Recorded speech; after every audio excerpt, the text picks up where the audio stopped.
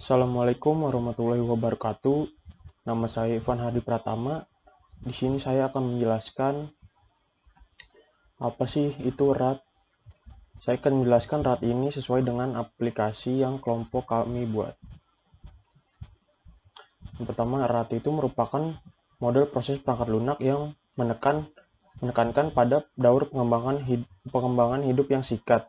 RAT itu merupakan versi adaptasi cepat dari model waterfall. Dengan menggunakan pendekatan konstruksi komponen, RAT merupakan gabungan dari bermacam-macam teknik terstruktur dengan teknik prototyping dan teknik pengembangan joint application untuk mempercepat pengembangan sistem aplikasi. Dari definisi konsep RAT ini dapat dilihat bahwa pengembangan aplikasi dengan menggunakan metode RAT dapat dilakukan dalam waktu relatif lebih cepat. Nah, di bawah sini ada tahapan-tahapannya. Nah, ini yang pertama itu tahapannya requirement planning atau perencanaan syarat-syarat. Yaitu user dan analisis melakukan pertemuan untuk mengidentifikasi tujuan dari sistem dan kebutuhan informasi untuk mencapai suatu tujuan. Nah, pada tahap ini merupakan hal terpenting yaitu adanya keterlibatan dari kedua belah pihak. Dalam fase ini, pengguna dan penganalisis bertemu untuk mengidentifikasi tujuan-tujuan aplikasi atau sistem serta untuk mengidentifikasi syarat-syarat informasi yang ditimbulkan dari tujuan-tujuan tersebut. Kurang lebih seperti itu dalam requirement planning. Yang kedua ada design workshop. Pada tahap ini, aktifan user yang terlibat menentukan untuk mencapai tujuan karena pada proses ini melakukan proses desain dan melakukan perbaikan-perbaikan apabila masih terdapat ketidaksesuaian desain antar user dan analisis. Jadi dia harus menyesuaikan di tahap ini. Yang ketiga itu fase construction. Fase konstruksi merupakan fase eksekusi dalam bentuk pembuatan skrip program dan merupakan kelanjutan dari fase kedua yang sebelumnya, yaitu design workshop. Nah, pada fase ini tuh juga menunjukkan platform, hardware, dan software yang digunakan. Selanjutnya itu fase implementasi. Pada fase ini, penganalisis bekerja dengan para pengguna secara intens, workshop, dan merancang aspek-aspek bisnis dan non-teknis perusahaan. Segera setelah aspek-aspek ini disetujui dan sistem-sistem dibangun dan disaring. Sistem-sistem baru atau bagian dari sistem diuji coba dan kemudian diperkenalkan kepada organisasi. Nah, selanjutnya itu saya akan menjelaskan tentang kelebihan dan kekurangan RAT. Yang pertama, kelebihannya itu setiap fungsi mayor dapat dimodulkan dalam waktu tertentu kurang dari 3 bulan dan dapat dibicarakan oleh tim RAT yang terpisah dan kemudian diintegrasikan sehingga waktunya lebih efisien. Nah, yang kedua itu ada kekurangannya. Kekurangannya itu proyek yang besar dan berskala, RAT memerlukan sumber daya manusia yang memadai untuk menciptakan jumlah tim yang baik. Nah, selanjutnya itu ada aktivitas model RAT. Nah, di sini tuh yang pertama ada business modeling. Tahap ini bertujuan untuk menjelaskan semua kebutuhan yang dibutuhkan oleh tim pengembang, seperti informasi dalam sebuah sistem. Contohnya perangkat fisik, manusia, anggaran, dan lain sebagainya. Nah, terus yang kedua ada data modeling. Pada tahap ini, informasi yang sudah didapatkan dalam tahap sebelumnya diolah ulang ke dalam objek data yang dibutuhkan untuk fondasi bisnis tersebut. Karakteristik masing-masing objek diidentifikasi dan didefinisikan hubungannya. Nah, selanjutnya ada proses modeling. Informasi yang sudah didefinisikan pada fase sebelumnya akan diolah dan diubah membentuk sebuah informasi yang dibutuhkan untuk penerapan sebuah bisnis. Yang keempat, ada application generation. Aplikasi mulai dibangun di tahap ini, tetapi aplikasi yang dibangun pada tahap ini masih belum sempurna karena dibuat dengan tujuan pencarian informasi dan output yang diinginkan. Hasil tahap ini disebut prototype. Yang kelima, ada testing dan turnover. RAT menekankan pada pemakaian kembali komponen-komponen program yang ada sehingga mengurangi waktu keseluruhan pengujian. Tetapi, pada komponen yang baru tetap dilakukan pengujian secara keseluruhan. Nah, selanjutnya ada teknik pengumpulan data. Nah, pengumpulan data yang kelompok kami gunakan itu, yang pertama ada observasi. Melakukan pengamatan secara langsung pada website yang sudah ada terlebih dahulu. Selanjutnya itu ada studi pustaka, mencari informasi dari buku-buku, karangan ilmiah, jurnal, dan dari sumber-sumber yang lainnya yang berkenan dengan pembuatan aplikasi web e-commerce ini. Selanjutnya, saya akan menjelaskan tentang requirement planning. Yaitu di requirement planning ada perencanaan oleh manajer proyek. Nah, tim kami ini ada 4 orang yang tugasnya itu berbeda-beda. Yang pertama itu ada manajer proyek, bertugas untuk mengatur mengawasi jalannya proyek yang berlangsung. Jumlah pekerjanya itu ada 1 orang, yaitu bernama Deo Alpian. Yang kedua itu ada analisis, yaitu tugasnya untuk menganalisis sistem yang sedang berjalan dan sistem yang dibutuhkan oleh toko susu Barokah. Jumlah pekerjanya juga ada 1, yaitu Mirat Subinovanto. Dan yang ketiga itu ada desain, merancang aplikasi berbasis web toko susu Barokah sesuai hasil analisis.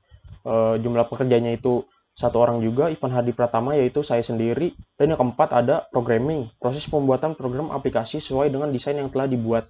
Jumlah pekerjanya itu 1, yaitu Irfan Haldiansa. Nah, selanjutnya ada rancangan penjadwalan dan biaya pengerjaan proyek. Nah, seperti inilah rancangan time schedule proyek kami.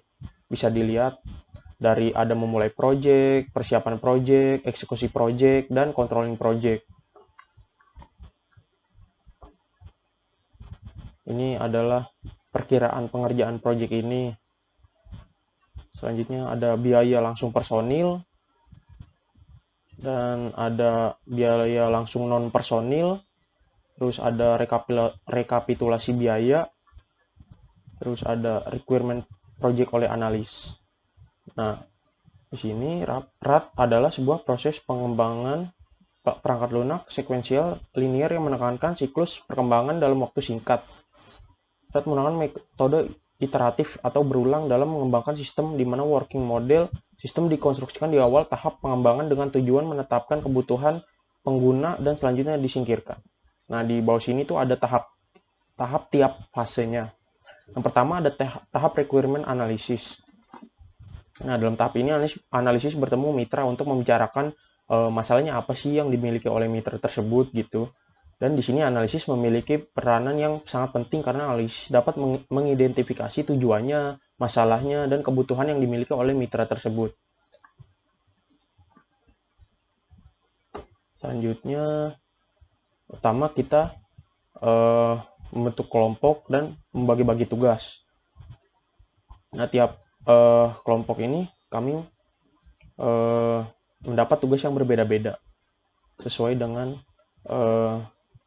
passion masing-masing. Yang kedua ada pembuatan time scheduling. Inilah time schedulingnya, dimulainya project, persiapan project, eksekusi project, controlling project, dan closing project. Terus ada observasi, kurang lebih seperti ini observasinya pada saat kami wawancara. Terus selanjutnya ada kebutuhan pengguna user requirement, itu ada manajemen pemasaran toko, manajemen stok susu, dan manajemen laporan. Nah, ini ada kebutuhan sistem, ada fungsional dan non-fungsional. Nah, di sini yang fungsionalnya itu ada manajemen pemasaran toko, manajemen stok susu, manajemen laporan, dan yang non-fungsionalnya itu seperti user friendly dan user experience. Terus ada cepat dalam waktu tunggu pengaksesan, terus selanjutnya ada keamanan yang baik, dan lain-lain. Nah, di sini kita masuk ke dalam desain workshop.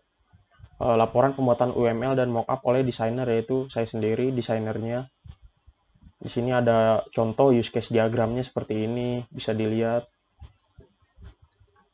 Yaitu selanjutnya ada activity diagramnya seperti ini. Dan kelas diagramnya seperti ini. Lalu ada kelas diagram customer, kalau yang tadi itu kelas diagram admin. Dan kelas diagram menu utama seperti ini. Itu selanjutnya ada state chart diagram. Dan tampilan mockupnya pun seperti ini. Terus login adminnya seperti ini. Terus tampilan mengelola data susunya seperti ini. Nah, selanjutnya masuk dalam pembuatan prototype dan pembuatan website oleh programmer. Caranya itu bisa dilihat dalam langkah-langkah berikut ini. Nah, itu buka website Wix. Terus kita pastinya create untuk membuat website kita. Kita akan milih template selanjutnya. Terus menambahkan produk yang akan kita jual. Kira-kira seperti itu dalam pembuatan website.